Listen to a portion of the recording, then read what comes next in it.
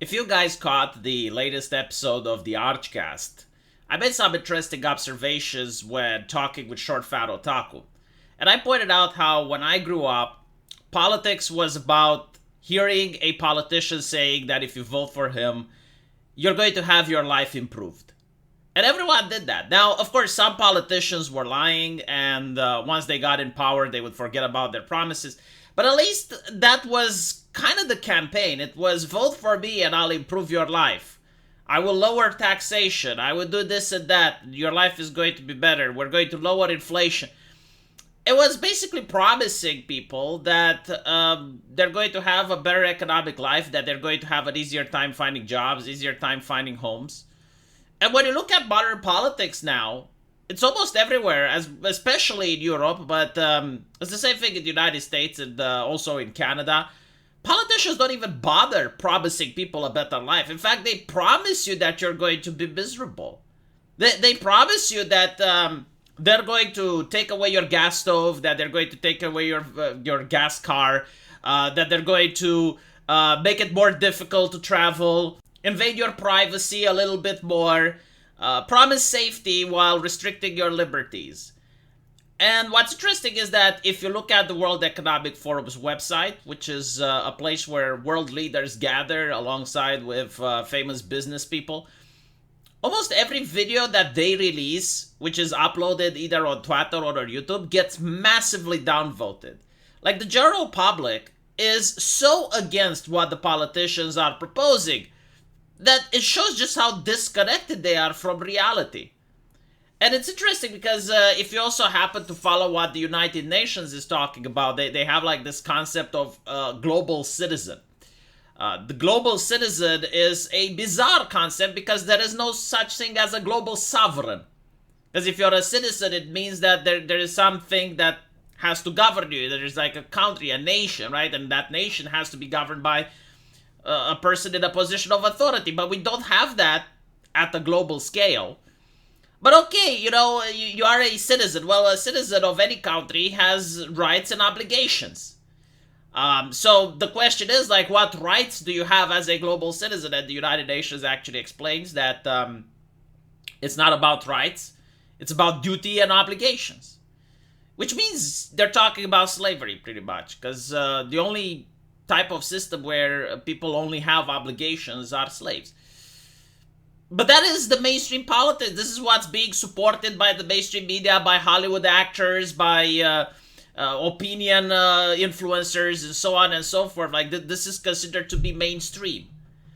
And you get to see this even with American politicians, like Mike Pence in an interview with Tucker Carlson said that he doesn't care about American cities. And then you see the same thing in Canada with Justin Trudeau saying that, well, it's not the government's responsibility to talk about housing. And I'm thinking like, okay, but it is the government's responsibility to talk about LGBT issues, right? Like they are not talking about the important aspects anymore. They're not talking about stuff that matters, which is like how you're going to put food on the table.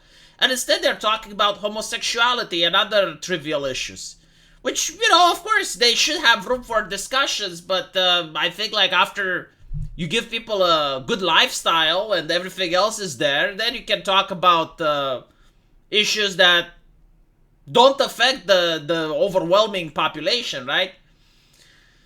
But Sure Fat Otaku told me something interesting, because it's not about having a good lifestyle anymore. Like, they believe the planet is dying, so it's about tightening the belt. And I'm thinking like, okay, but you tighten the belt, but the idea is that at some point you come home from work and you take the belt off. Like, there is a time when the tightening of the belt has ended because you're supposed to remove the belt. But these individuals like never talk about that. Like all they talk about is restrictions, making your life more difficult. And when it comes down to it, there's no foreseeable future where things will get better. It's such a gloom and gray thing to suggest that, okay, well, life is good now, but we're going to ruin it forever. Like, you're never going to get a good life again. Probably your children aren't going to get a good life again. In fact, you shouldn't even have children because it's bad for the environment. and we should import as many migrants as possible. This is mainstream politics that is acceptable as normal in most places of the world right now. And actually suggesting anything different is considered far right, toxic, and harmful.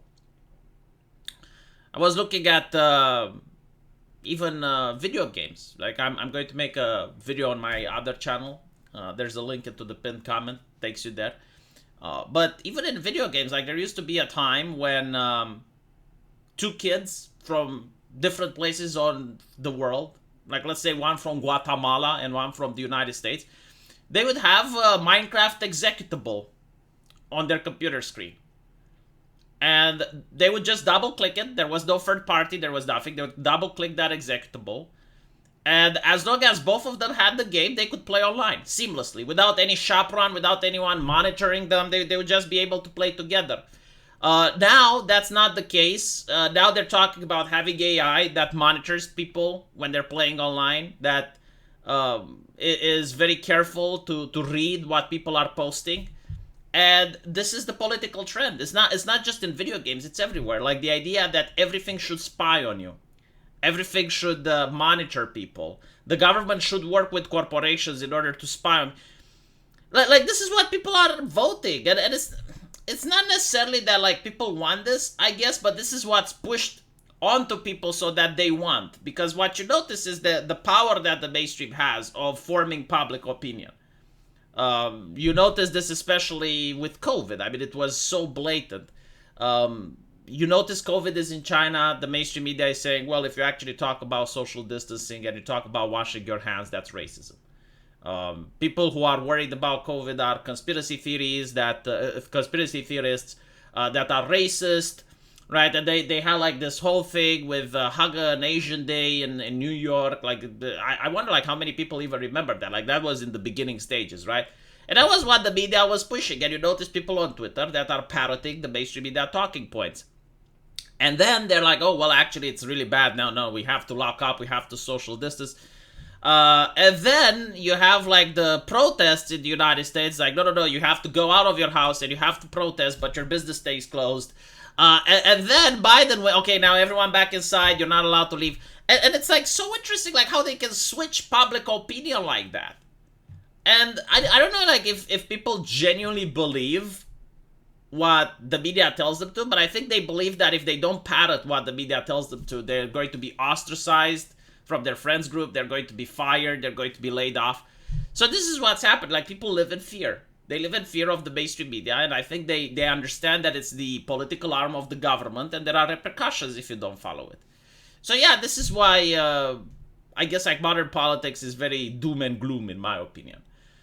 Because especially after COVID, like seeing how much people are willing to put up with, I don't think people appreciate freedom anymore. And that's fine, you know, like there are certain people which can have different values either than freedom. Like you can champion safety, you can champion equality. The problem is I don't think you're going to get what you want.